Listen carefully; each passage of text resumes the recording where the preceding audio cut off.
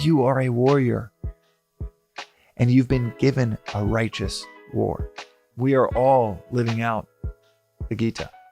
Hoo-hoo! We back with another reflection on the daily Vedantic, and today's reflection is on your better nature.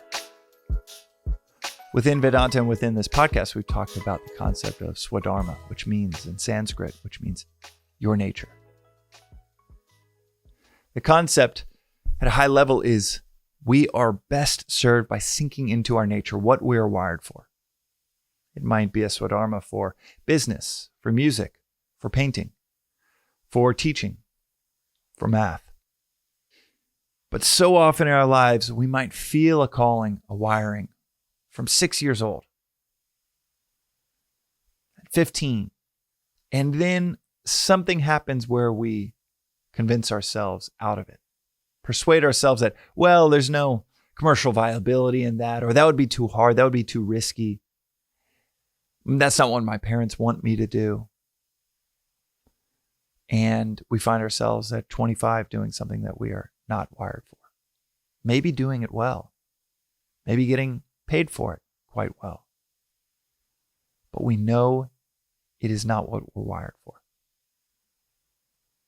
Oftentimes it's soul-crushing work because we know it is not what we are wired for. Many people keep to that path for 50 more years. I won't even say the professions that come to mind, but they keep to that path for 50 years, knowing the whole time, oh, I'll do that one thing that I'm so passionate about, like down the road, down the road, down the road.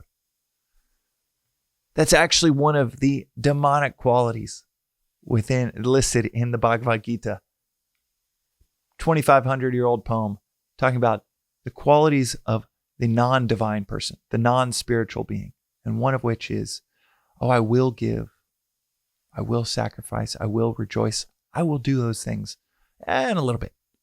But right now, I got to get this internship at an investment bank. I've got to work this job because it pays so well. I've got to stay in this PhD program because, well, my parents are so proud of me. Swadharma, it is one of the core principles within this philosophy.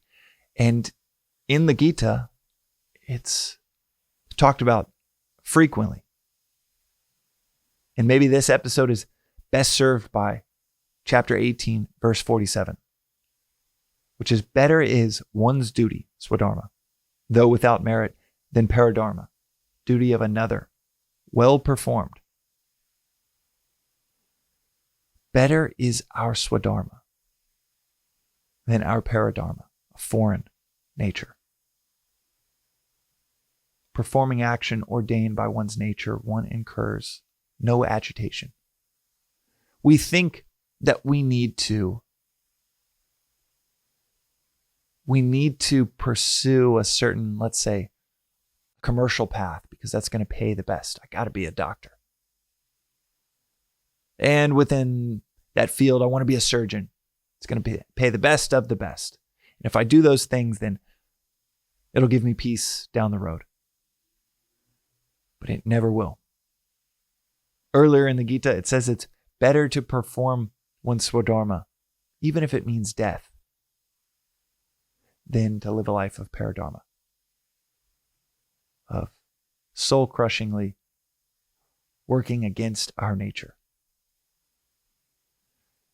Further in chapter 18, it will say that if we surrender to our duty, to a duty-bound existence, then immediate peace follows.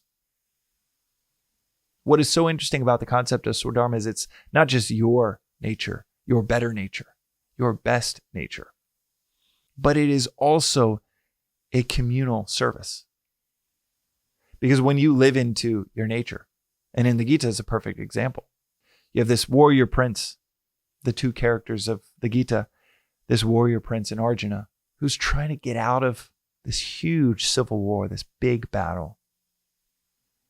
He's having a meltdown, and in this 30-minute conversation between him and his charioteer, he's doing everything he can to get out of this battle, justifying it in, all of these savvy ways. We shouldn't be doing this. We should go study philosophy in the forest. This ain't what we should be doing. And his charioteer, which is the symbolic embodiment of God, Krishna is like, dude, what are you talking about? You are a warrior. You've trained your whole life. You've seen many battles. You've won many battles. Yes, you are vastly outnumbered in this one. It might cause a fright, and that is totally natural to be nervous before this big battle.